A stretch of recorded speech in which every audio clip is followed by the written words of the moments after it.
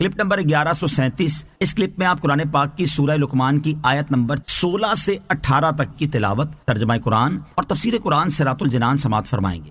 بسم اللہ الرحمن الرحیم۔ ترجمہ، اللہ کے نام سے شروع جو نہایت مہربان رحمت والا ہے۔ یا بنی انہا ان تک مثقال حبۃ من خردل فتكون في صخرة أو في السماوات أو في الأرض يأت بها الله إن الله لطيف خبير۔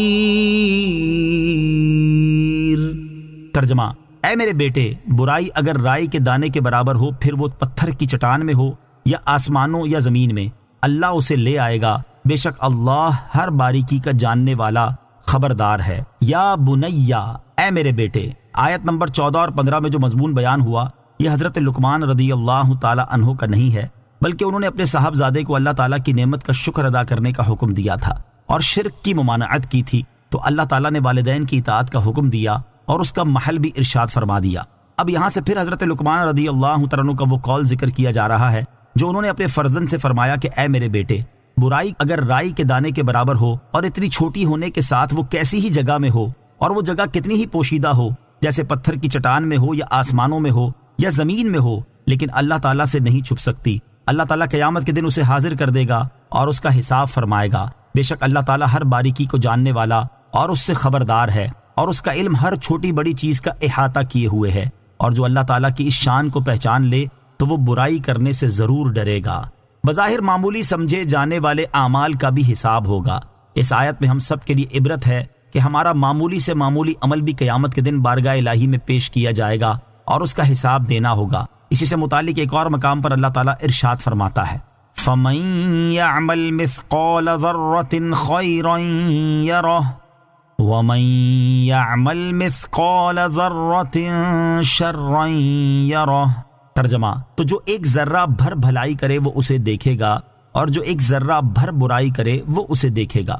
اور ارشاد فرماتا ہے، وَنَضَعُ الْمَوَازِينَ الْقِسْطَ لِيَوْمِ الْقِيَامَةِ فَلَا تُظْلَمُ نَفْسٌ شَيْئًا وَإِن كَانَ مِثْقَالَ حَبَّةٍ مِّنْ خَرْدَلٍ أَتَيْنَا بِهَا وَكَفَى بِنَا حَاسِبِينَ۔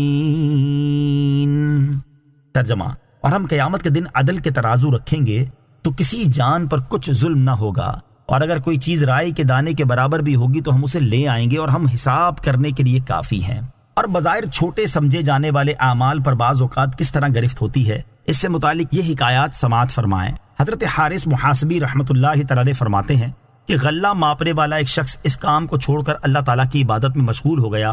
جب وہ مر گیا تو اس کے بعض احباب نے اسے خواب میں دیکھا تو پوچھا، ما فعل اللہ بکا، یعنی اللہ عز و جل نے تیرے ساتھ کیا معاملہ کیا؟ اس نے کہا، میرا وہ پیمانہ جس میں غلہ وغیرہ ماپا کرتا تھا اس میں میری بے احتیاطی کی وجہ سے کچھ مٹی سی بیٹھ گئی تھی، جس کو میں نے لاپرواہی کے سبب صاف نہ کیا تو ہر مرتبہ ماپنے کے وقت اس مٹی کی مقدار کم ہو جاتا تھا۔ میں اس قصور کے سبب عتاب میں گرفتار ہوں۔ لہٰذا ہمیں دنیا میں ہی اپنے ہر چھوٹے سے چھوٹے عمل کا بھی محاسبہ کر لینا اور برے اعمال سے سچی توبہ کر لینی چاہیے، تاکہ مرنے کے بعد ہونے والی گرفت اور آخرت کے سخت حساب سے بچ سکیں۔ اللہ تعالیٰ عمل کی توفیق عطا فرمائے، آمین۔ یا بنی اقم الصلاة وأمر بالمعروف وانہ عن المنکر واصبر على ما اصابك ان ذلك من عزم الامور۔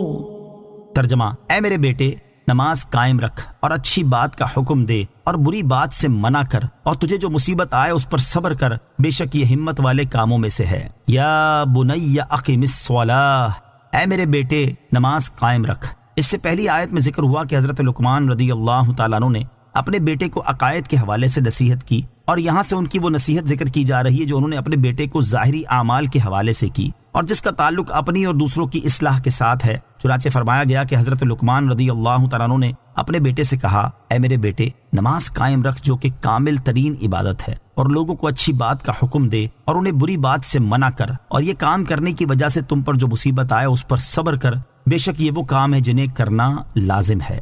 ولا تصعر خدك للناس ولا تمش في الأرض مرحا ان اللہ لا يحب كل مختال فخور۔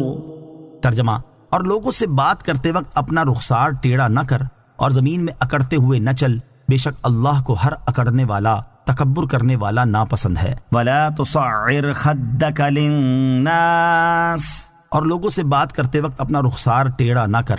یہاں سے حضرت لقمان رضی اللہ تعالیٰ عنہ کی وہ نصیحت ذکر کی جا رہی ہے جو انہوں نے اپنے بیٹے کو باطنی اعمال کے حوالے سے فرمائی۔